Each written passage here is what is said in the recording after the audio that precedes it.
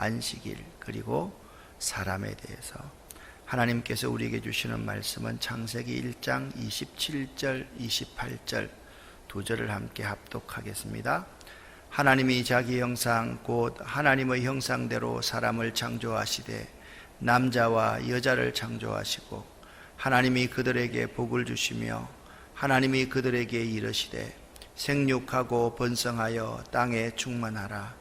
땅을 정복하라. 바다의 물고기와 하늘의 새와 땅에 움직이는 모든 생물을 다스리라 하시니라. 아멘. 창세기 1장, 2장, 3장 말씀을 보면 모든 문장의 주어가 하나님이 되어 있는 것을 볼 수가 있습니다. 하나님이 그들에게 복을 주시며 하나님이 그들에게 말씀하시되 하나님 보시기에 좋았더라. 그러니까 창세기의 창조 이야기는 하나님으로부터 말미암는다. 모든 우주 만물의 기원과 사람의 기원이 하나님으로부터 말미암았다라는 점을 우리에게 분명하게 말씀하고 있습니다. 창세기를 잘 이해하려고 하면 모세오경을 이해할 수 있어야만 됩니다. 창세기는 모세오경 가운데서 아담에서부터 족장들까지 이스라엘의 초기 역사를 기록하고 있습니다. 출애굽기는 이스라엘 역사의 시작이 두 가지로부터 시작하는데, 첫 번째는 출애굽부터 시작하고 두 번째는 시내산에서 율법을 받을 때부터 이스라엘 백성들의 역사가 시작된다라는 것을 말씀해 주고 있습니다. 레위기는 이스라엘의 영적인 조직에 대해서 말씀하고 있고, 광야에서 백성들의 인구를 헤아렸다라고 하는 넘버스, 민수기는 이스라엘이 이제 정치적인 조직이 완성되었다는 것을 말씀하고 있고, 신명기는 모압 평지에서 젖과 꿀이 흐르는 가나안 땅에 들어가기 직전 결단하는 이스라엘 백성들의 인생을 다 결론 짓는 내용이 신명기입니다. 그렇기 때문에 여러분과 제가 알아야 될 내용이 있습니다. 모세오경을 잘 읽으면 우리네 인생이 잘 보입니다.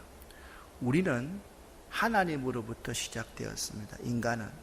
그리고 인간의 새로운 시작은 예수 그리스도로 맘는 구원으로부터 시작하고, 진정한 인간의 시작은 하나님의 말씀을 받고 하나님의 말씀이 깨달아질 때부터 시작됩니다. 인간이 인간됨은 무엇으로 드러납니까? 하나님께 예배하는 것으로 드러납니다. 이게 바로 레위기의 내용입니다. 그리고 우리들 모두가 다 하나님 안에서 한 가족임을 확인하는 것이 민수기입니다. 그리고 우리 모두가 영원한 천국에 들어가기 전에 모압 평지에 서서 하나님 잘 믿으면 복을 받고 하나님 잘 섬기지 못하면 저주를 받습니다. 이것이 신명기의 내용입니다. 모세오경을 좀 더 다르게 표현을 해보면 이렇습니다. 애굽으로 내려간 이스라엘에 대해서 창세기 1장부터 50장까지에서 말씀하고 있습니다. 출애굽기 20장에 시내산 이야기가 거기서 나오는데요. 출애굽기 1장부터 19장까지는 출애굽해서 시내산까지의 여정을 출애굽기 1장부터 19장에 말을 하고 있습니다. 출애굽기 20장부터 민수기 10장 10절까지는 시내산에서의 이스라엘을 말하고 있습니다. 민수기 10장 11절부터 민수기 20장 21장까지의 내용은 광야에서의 이스라엘에 대해서 말하고 있습니다. 이런 전체적인 개념을 여러분 외우면, 머리에 넣어두고 있으면, 광야에서 이스라엘 백성들이 불평했다. 그것은 어디를 보면 되겠습니까? 민수기 10장 11절부터 21장까지를 보면 그 내용이 보이는 거예요. 아무렇지도 않게 우리가 성경을 보는 것이 아닙니다. 성경은 아주 과학적이고 합리적이고 체계적으로 그 시대의 모든 지혜를 다 동원해서 기록해 놓은 책입니다. 그리고 마지막 민수기 22장부터 신명기는 34장까지 있는데요. 34장까지의 내용은 모압 평지에 서 있는 이스라엘 백성들에 대해서 말씀하고 있습니다. 창세기라는 단어의 의미는 제네시스라는 의미입니다. 창세기는 모든 것의 기원을 말해주는 책입니다. 창세기는 기원의 책입니다. 그래서 히브리어로 in the beginning 이라고 하는 이 베레시트라고 말하는 태초라는 말이 창세기의 의미라는 사실을 알아야만 됩니다. 창세기는 모든 것의 기원을 말하고 있다라고 말씀을 드렸습니다. 예를 들면 이렇습니다. 선악과에 대해서 한번 이야기를 한번 해보십시다. 선악과는 왜 만들어졌습니까? 죄의 기원이 무엇으로부터 말미암았는지를 가르쳐주기 위해서 선악과를 만들어 놨습니다. 맞죠? 그죠?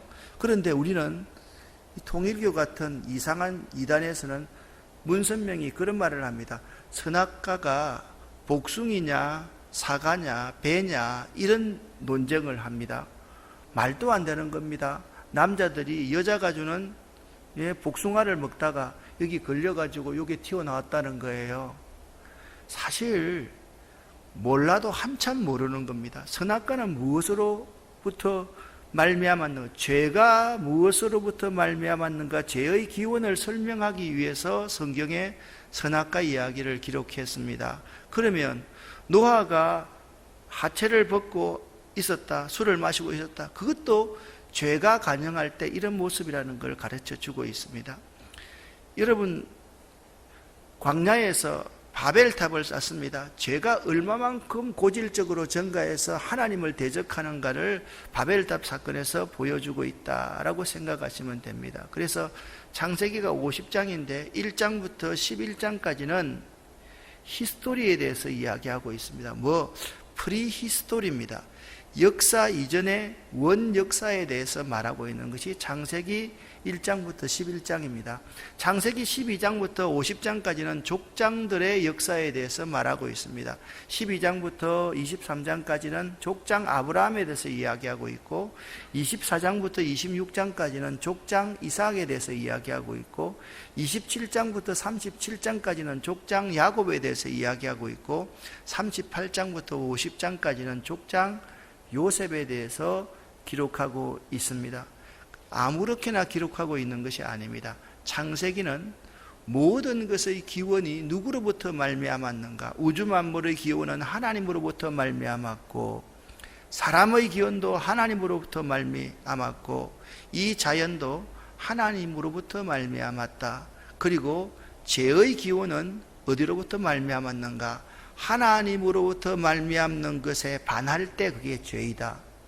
하나님이 세상을 보실 때 좋았더라 하셨는데 인간의 눈으로 보라면 항상 불평밖에 나오지 않습니다. 이게 죄입니다.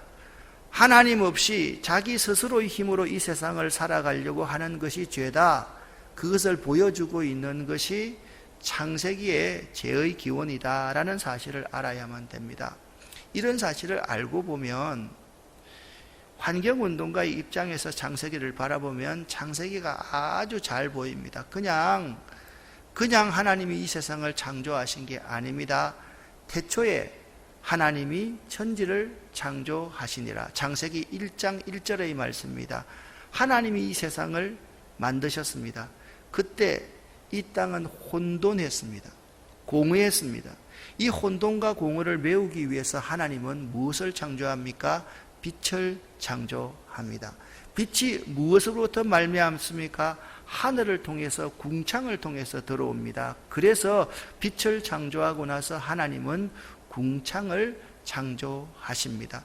궁창은 오늘날 말하면 공기, 대기를 의미합니다. 그 다음에 하나님이 무엇을 만드셔야 되겠어요? 바다를 만드시고 육지를, 물을 만드시고 흙을 만들었습니다. 그래서 환경운동은 공기와 물과 흙에 관계하는 것이 환경운동이다. 그렇게 말을 할 수가 있습니다. 자, 바다를 만들고 육지를 만들어 놓고 나니까 이 땅에 있는 존재는 하늘을 바라보고 살아야 될 존재입니다. 그래서 궁창에다가 하나님이 일월 성신을 매달아 놓았다. 그렇게 말씀을 하고 있습니다. 일월 성신을 창조하고 난 뒤에 바다에는 뭘요? 물고기를 만드시고, 그 다음에 여기는 곤충을 만들고 새를 만드시고, 그 다음에 여섯째 날에 짐승들, 각종 짐승들과 사람을 만드셨습니다. 사람에게 하나님께서 사명을 주십니다. 그 축복의 근원을 하나님의 형상으로 사람을 만드시고 그 모든 것을 다스리게 하셨다라고 이게 여섯째까지의 내용입니다. 넷째 날 일월 성신을 만드시고 다섯 번째 날 뭘 만들었다고 말씀했습니까? 물고기와 그리고 새를 만드시고 여섯째 날 각종 짐승과 사람을 만드시고 나서 하나님이 보시기에 심히 좋았더라 그렇게 말씀하고, 이 여섯째 날까지 창조가 끝났습니다. 2장 1절부터 3절까지에 뭘 합니까? 창조의 왕관인 안식일을 하나님이 제정하셔가지고 쉬어라 그렇게 말씀합니다. 그리고 2장 4절부터 7절까지 사람이 어떤 존재인가, 천지 창조의 계략을 설명하면서 흙으로 사람을 만드시고 그 코에 하나님이 생기를 불어 넣어 주십니다. 이 생기가 히브리어로 루아흐라고 합니다. 루아흐. 이게 바로 영입니다. 영이라는 뜻입니다. 하나님이 그 코에 영을 불어 넣어 주시니까 그 사람이 흙으로 있는 것이 아니라 살아있는 영, 리빙 소울이 되었다. 생명이 되었다. 여기까지가 2장 7절까지의 내용입니다. 그냥 창세기의 창조 이야기가 그냥 기록된 것이 아닙니다. 이 속에 뭐가 있습니까? 세계가 있고 코스모스가 있고 이곳에 인생이 있고 이것에 순리가 있습니다. 그래서 우리는 이 창세기 1장부터 2장 7절까지 오늘 생각했는데 이 원리를 잘 알아야 됩니다. 이 세상이 어둡습니다. 이 세상이 추악합니다. 죄가 많습니다. 이걸 보고 신세 한탄하고 있으면 안 됩니다. 이 세상이 추악하기 때문에 뭐가 필요합니까? 빛이 필요합니다. 여러분과 저가 필요한 것입니다. 이 세상의 가장 중요한 기본적인 원리가 뭐냐? 공기와 물과 그리고 흙입니다. 이 원리를 우리가 잘 알고 살아가면 이 땅에 사는 모든 존재는 하늘을 바라면서 살아가야만 되는데, 인간만이 하늘을 바라보며 살 수 있게 만들었습니다. 그것이 하나님의 형상으로 지음받았다라는 의미입니다. 인간만이 하나님의 존재를 이 땅 위에 드러내는 삶을 살 수 있게끔 만들어 놓았습니다. 왜냐하면 짐승들은 본능을 따라 살기 때문에 그렇습니다. 사람은 본능이 아니라 이성을 따라서 살아갈 수 있도록 만들었습니다. 이성을 따라 살아가는 사람이 거듭나고 새로워질 때 그 속에 하나님의 성령, 하나님의 영이 있는 사람, 그 사람이 바로 영적인 사람이다 그렇게 말을 하기 때문에 그렇습니다. 오늘 창세기 1장 4절부터 31절까지 말씀을 보면 딱 한 단어입니다. 하나님이 주인공입니다. 따라합시다. 하나님이 보시기에 좋았더라. 믿음은 무엇입니까? 하나님의 눈으로 이 세상을 바라보는 것이 믿음입니다.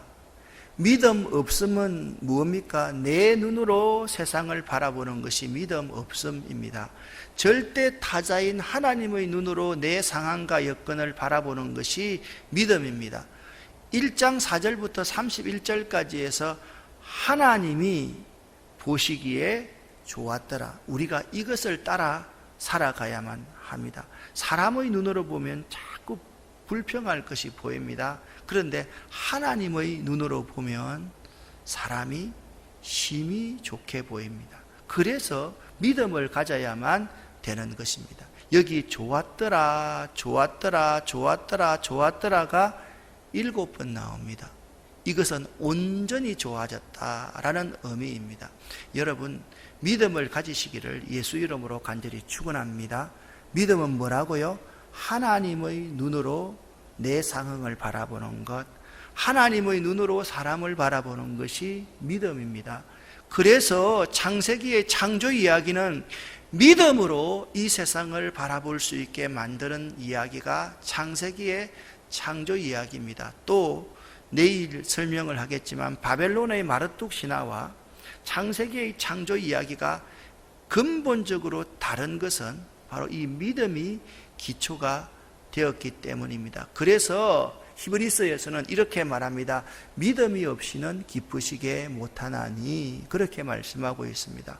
여러분, 믿음을 가지시기를 예수 이름으로 간절히 축원합니다. 믿음으로 바라보면 모든 것이 다 좋게 보입니다.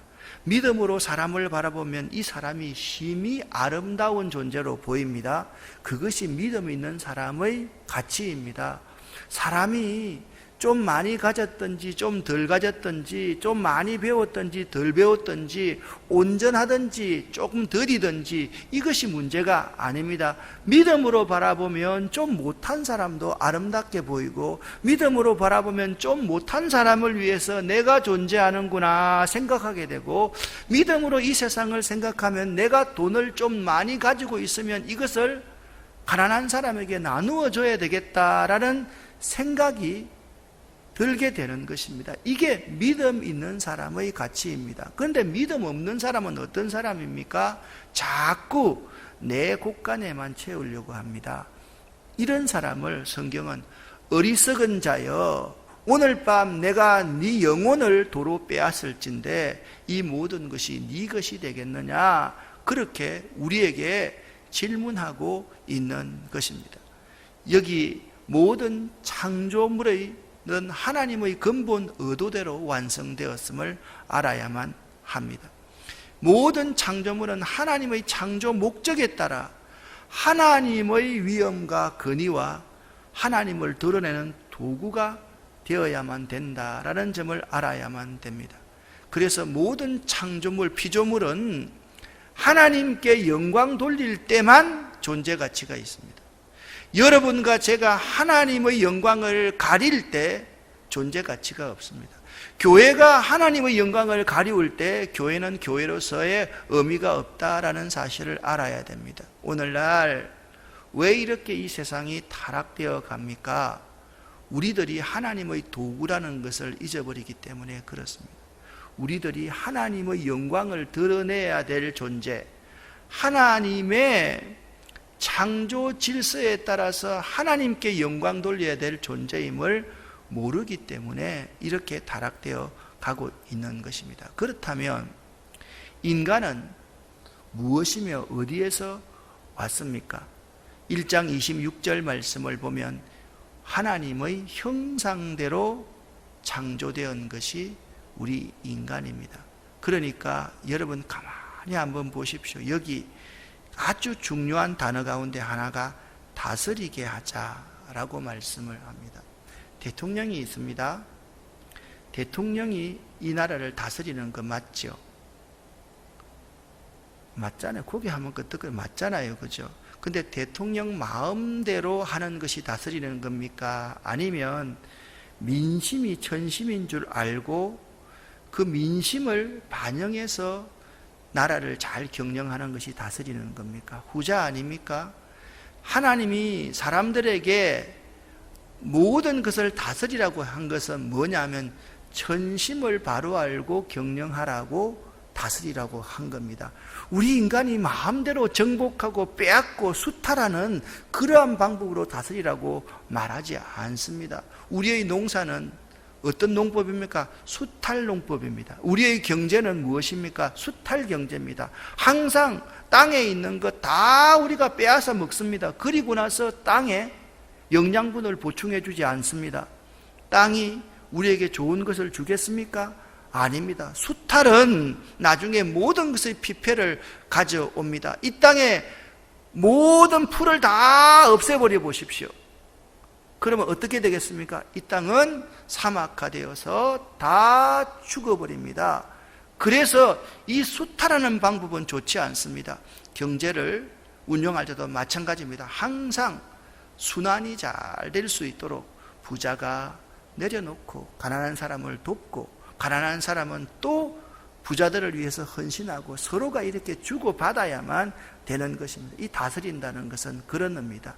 권력이 있는 사람은 민심이 천심인 줄 알고 모든 것을 잘 경영하는 것이고, 우리 사람이 이 지구를 맡았다는 것은 천심이 무엇인지를 알고 이 지구를 작동시키는 것이 잘 다스리는 것이라는 사실을 잊지 말아야만 합니다.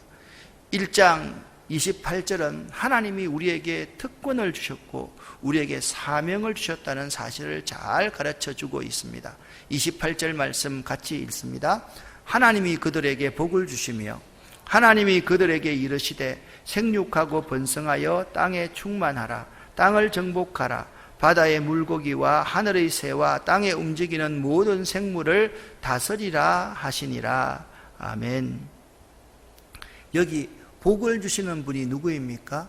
하나님이 그들에게 복을 주시되, 하나님이 그들에게 말씀하시되, 하나님이 보시기에 좋았더라. 창세기는 지금 이 이야기를 하고 있는 거예요. 이 창조론이 구원론과 우리의 모든 것의 기초가 되는 신학이라는 사실을 알아야만 됩니다. 자, 보세요. 하나님이 보시기에 뭐하더라? 좋았더라. 하나님이 그들에게 복을 주십니다. 하나님이 그들을 사랑하셔서 그들에게 말씀하십니다. 이 말씀을 지금까지 이 우주가 끝날 때까지 하나님은 계속 하실 것입니다. 하나님이 보시기에 좋았더라. 이게 믿음입니다. 하나님이 나에게, 우리 가정에 복을 주셨습니다. 이게 믿음 있는 사람의 자세입니다. 하나님이 우리가 죄를 지으니까 하나님이 계속해서 선지자를 통해서, 주의 종을 통해서, 성경을 통해서 우리에게 뭐 하신다? 말씀하시되, 이것이 신구약 성경의 내용이라는 사실을 알아야만 됩니다. 31절 말씀을 다시 한번 읽겠습니다. 하나님이 지으신 그 모든 것을 보시니 보시기에 심히 좋았더라. 저녁이 되고 아침이 되니 이는 6째 날이니라. 아멘. 여러분, 내가 예를 들면 우리 교인들 가운데 내가 빵을 만든다라고 했을 때 순종하는 사람은 어떤 사람인지 아세요? 빵이 싫어도 목사님이 좋은 의도로 만드니까 빵 만들러 오는 사람은 순종하는 사람입니다. 나는 빵 만드는 거 싫어. 나는 빵 안 좋아해. 가만히 한번 생각해 보세요. 그 사람은 순종하는 사람이 아닙니다. 전도하자. 나는 전도 싫어. 안 나오는 사람은 순종하는 사람 아닙니다. 내가 나가기 싫어도 전도하라고 말씀하시니까 거기에 순응하는 것, 그것이 순종입니다. 여러분, 이렇게 봐야 됩니다. 다시 말씀드립니다. 이 세상을 볼 때 하나님의 눈으로 보는 것이 뭐라고요? 믿음입니다. 하나님의 관점으로 생각하는 것이 믿음입니다. 여기 하나님이 보시니 심히 좋았더라. 누구를 볼 때요? 사람을 볼 때 심히 좋았더라 라고 말씀하고 있습니다. 유대인들은, 히브리 사람들은 항상 시작을 밤에서부터 시작합니다. 시작을 어두움과 흑암에서 시작합니다. 어두움과 흑암이 있으니까 뭐가 필요했습니까? 빛이 있었습니다. 빛을 창조하셨습니다. 이 세상이 악합니다. 이 세상이 추악합니다.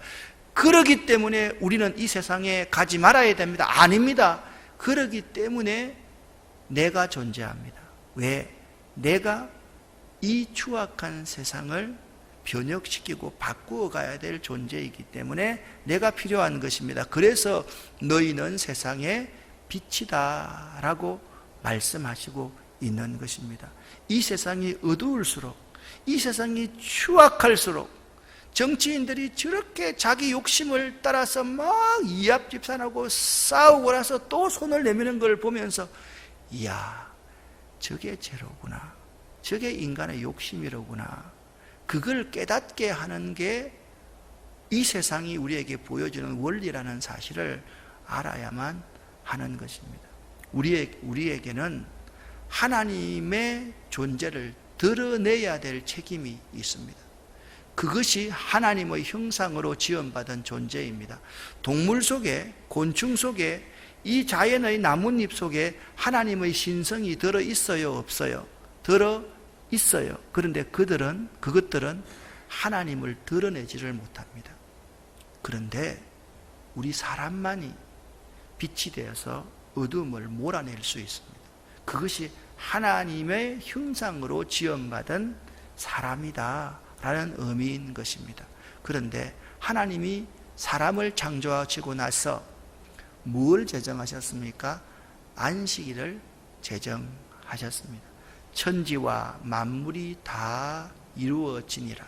그리고 나서 하나님은 쉼을 선택하십니다. 쉬지 않으면 창조와 생산은 없다. 그 말씀을 우리에게 분명하게 말씀하고 있습니다. 모든 일을 하나님이 마치시고 그날에 안식하셨음이니라. 우리에게 쉼이 필요합니다. 성 어거스틴이 이 세상에 살면서 세상 모든 것을 다 해봤지 않습니까? 어느 날 그에게 하늘의 음성이 들려옵니다. 집어서 읽어라. 집어서 읽어라.